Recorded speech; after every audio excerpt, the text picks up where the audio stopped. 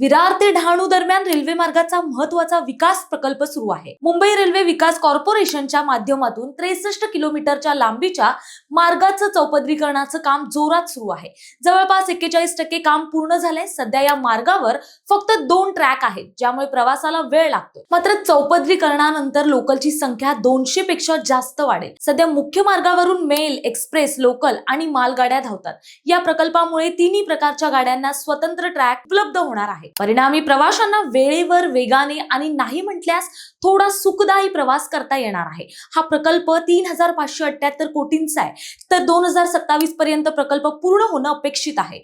तसंच नव्या 7 स्थानकांची उभारणीही केली जाणार आहे, ज्यामुळे परिसरातील लोकांना मोठा दिलासा मिळेल। प्रकल्पाच्या चौपदरीकरणात वैतरणा, सफाळे, पालघर, बोईसर, उमरोळी आणि डहाणू या रेल्वे स्थानकांचं आधुनिकीकरण, नवीन इमारती, पादचारी पूल आणि मालवाहू यार्ड बांधणीचा समावेश आहे।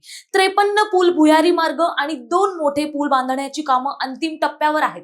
विशेष म्हणजे वाढवण बंदर आणि त्यानंतरची वाढणारी माल वाहतूक पाहता हा प्रकल्प फायदेशीर ठरणार आहे। चौपदरीकरण झाल्याने मुख्य मार्गावरील वाहतुकीचा ताणही कमी होईल, मात्र त्यासाठी योग्य नियोजन करावं लागणार आहे। तर मित्रांनो, विरार डहाणू चौपदरीकरणामुळे तुमचा प्रवास वेगवान आणि सोपा होईल। त्याचबरोबर आपल्या रोजच्या रेल्वे प्रवासाचा अनुभव या नवीन प्रकल्पामुळे निश्चितच बदलणार आहे।